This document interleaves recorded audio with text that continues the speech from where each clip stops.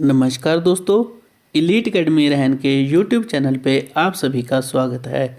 I hope आप सब बहुत अच्छे होंगे। आज हम आपके साथ डिस्कस करेंगे टीमेट की डॉक्यूमेंटेशन के बारे में।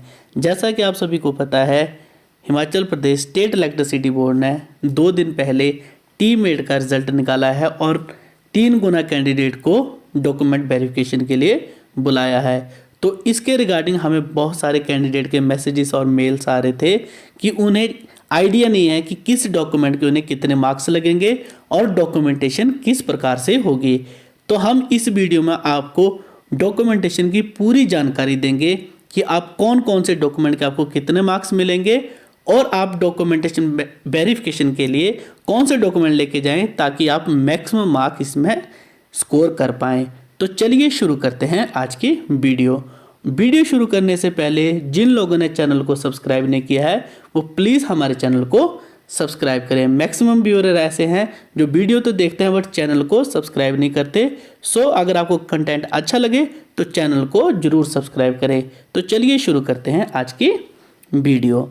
जैसा कि स्टेट इलेक्ट्रिसिटी बोर्ड ने थोड़ा टाइम पहले 1892 जूनियर टीमेट की रिक्रूटमेंट स्टार्ट करी थी। ये सारी रिक्रूटमेंट कॉन्टैक्ट बेसिस पे थी, जिनकी सैलरी जो है 8,150 पर मंथ फिक्स की गई थी और इसमें बहुत सारे कैंडिडेट ने एप्लीकेशंस अप्लाई किए थे और 3 डिवीज़न में ये नॉर्थ जोन और सेंट्रल जोन और साउथ जोन में ये रिक्रूटमेंट की गई थी, जिसका हेडक्वार्टर कांगड़ा, मंडी और शिमला जोन बनाया गया था।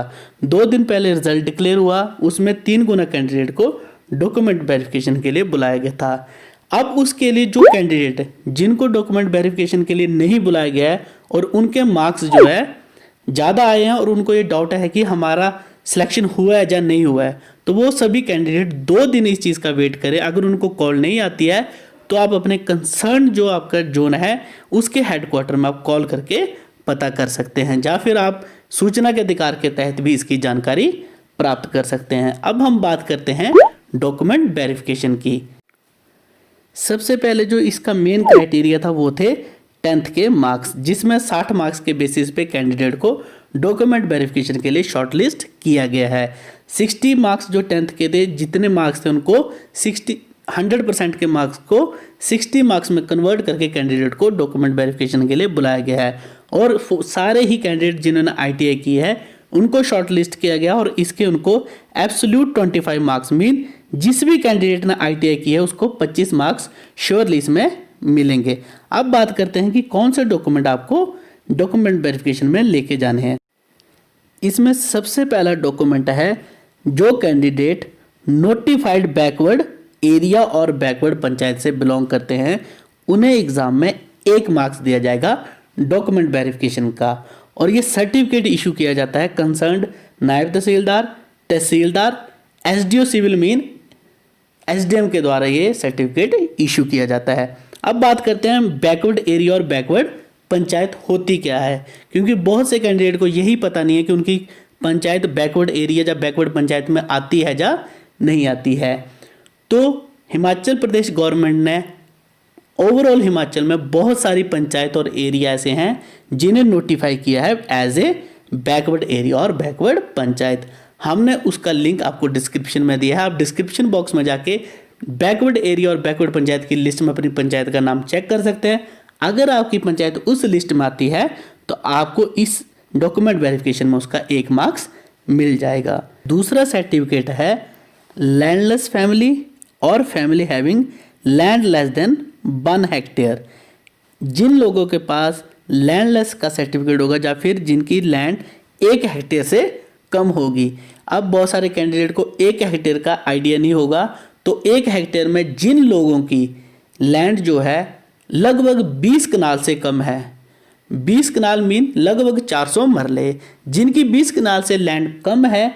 और इसमें आपने एक बात का ध्यान रखना है, इसमें ओवरऑल कंट्री पूरे इंडिया में आपकी फैमिली के नाम जो भी लैंड होगी वो सारी ही लैंड इसमें काउंट की जाएगी। तो जिन लोगों की लैंड 1 हेक्टेयर से कम है उनको इस एग्जाम में 2 मार्क्स दिए जाएंगे और ये 2 मार्क्स का सर्टिफिकेट आपको इशू करेंगे कंसर्न तहसीलदार, नायब तहसीलदार और SDM। इस सर्टिफिकेट के लिए आपको सबसे पहले जो आपके कंसर्न्ड पटवारी हैं उनसे रिपोर्ट लेके अपनी लैंड का पूरा ब्यौरा लेके आप तहसील में ये सर्टिफिकेट बनवा सकते हैं। अब थर्ड सर्टिफिकेट है नॉन एम्प्लॉयमेंट सर्टिफिकेट। इस सर्टिफिकेट के मार्क्स उस कैंडिडेट को दिए जाएंगे जिसका कोई भी फैमिली मेंबर गवर्नमेंट या सेमी गवर्नमेंट में काम नहीं करता है। It mean Himachal Pradesh government के अंदर जो भी कॉन्ट्रैक्चुअल या रेगुलर एम्प्लॉय हैं उनका फैमिली मेंबर जो है इस मार्क्स के लिए एलिजिबल नहीं होंगे। और जिन लोगों के पेरेंट्स रिटायर्ड हैं वो लोग ये सर्टिफिकेट बनवा सकते हैं। इस सर्टिफिकेट के आपको 2.5 मार्क्स एग्जाम में दिए जाएंगे और यह सर्टिफिकेट भी आपको इशू किया जाएगा तहसीलदार, नायब तहसीलदार और कंसर्न्ड SDM के द्वारा। इन तीनों में से कोई भी एक आपको ये सर्टिफिकेट इशू कर सकता है। इस सर्टिफिकेट का प्रोसीजर ये है, आपको सबसे पहले अपनी पंचायत से आपके परिवार नकल रजिस्टर से उसकी एक कॉपी लेनी है। उसमें आपकी फैमिली की ऑक्यूपेशन मेंशन होती है। उस रजिस्टर के बाद आपको पटवारी से इसकी रिपोर्ट लिखवा के तहसील में आपको ये सर्टिफिकेट बनवाना होगा। फोर्थ सर्टिफिकेट है हमारे पास differently abled person with more than 40% impairment, disability and infirmity. Mean जो भी हमारे पास PWD कैंडिडेट होते हैं या डिफरेंटली एबल्ड कैंडिडेट हैं जिनकी 40% से ज़्यादा डिसेबिलिटी होती है उनको ये 1 मार्क्स दिया जाएगा। और डिसेबिलिटी का सर्टिफिकेट जो है जो आपकी कंसर्न डिस्ट्रिक्ट हेडक्वार्टर है वहाँ पे जो आपके CMO होते हैं उनके ऑफिस में आप ये सर्टिफिकेट बनवा सकते हैं। चीफ मेडिकल ऑफिसर के ऑफिस में हफ्ते में 1 दिन मेडिकल बोर्ड बैठता है, वो आपकी प्रॉपर एग्जामिनेशन के बाद आपको डिसेबिलिटी सर्टिफिकेट इशू कर देते हैं और उस सर्टिफिकेट के बेसिस पे आप इस एग्ज़ाम में 1 मार्क्स डॉक्यूमेंटेशन में प्राप्त कर सकते हैं। नेक्स्ट सर्टिफिकेट है NSS का सर्टिफिकेट जो एटलीस्ट 1 साल का होना चाहिए। और ये NSS का सर्टिफिकेट या भारत स्काउट एंड गाइड का सर्टिफिकेट जो है उसके आपको एग्ज़ाम में 1 मार्क्स मिलेंगे डॉक्यूमेंट वेरिफिकेशन में। और ये सर्टिफिकेट आपको इशू किया जाएगा concerned head of institution of medal winner by issued by concern district youth service and sports officer, उनके द्वारा आपको ये सर्टिफिकेट इशू किया जाएगा। नेक्स्ट सर्टिफिकेट है BPL having family income below 40,000 और एज प्रिस्क्राइब्ड बाय गवर्नमेंट। तो हिमाचल में अभी तक जो BPL की इनकम की लिमिट है वो 40,000 ही है। और BPL के सर्टिफिकेट के आपके पास 2.5 मार्क्स हैं और ये सर्टिफिकेट आपको परिवार रजिस्टर के बेसिस पर, अगर आपकी पंचायत ने आपकी फैमिली को BPL में रखा हुआ है तो आप BDO से ये सर्टिफिकेट इशू करवा सकते हैं। बट अब इस सर्टिफिकेट में जो सबसे बड़ी कन्फ्यूजन लोगों को ये है, जो जर्नल के कैंडिडेट हैं, अब जर्नल EWS और जर्नल BPL का कोटा सेम है, बट कैंडिडेट ये सोचते हैं कि अगर उनके पास EWS का सर्टिफिकेट है तो उनको BPL के 2.5 मार्क्स लग जाएंगे। तो ये बात बिल्कुल गलत है। जो कैंडिडेट जर्नल EWS के हैं और क्योंकि EWS की जो लिमिट है वो इनकम की वो 4 लाख है, बट जिन कैंडिडेट को स्पेसिफिक EWS का सर्टिफिकेट इशू है तो वो BPL का कोटा क्लेम नहीं कर पाएंगे। और जिन कैंडिडेट के पास BDO द्वारा इशूड BPL का सर्टिफिकेट होगा जिसमें उनकी इनकम 40,000 से नीचे होगी, वो सारे ही कैंडिडेट इन 2.5 मार्क्स के लिए एलिजिबल होंगे। नेक्स्ट सर्टिफिकेट है window, divorced, destitute, single women. इस सर्टिफिकेट के भी आपको 1.5 मार्क्स मिलेंगे और यह सर्टिफिकेट भी आपको BDO द्वारा इशू किया जाएगा आपके परिवार रजिस्टर की एंट्रीज को चेक करने के बाद। नेक्स्ट सर्टिफिकेट है सिंगल डॉटर / ऑर्फन।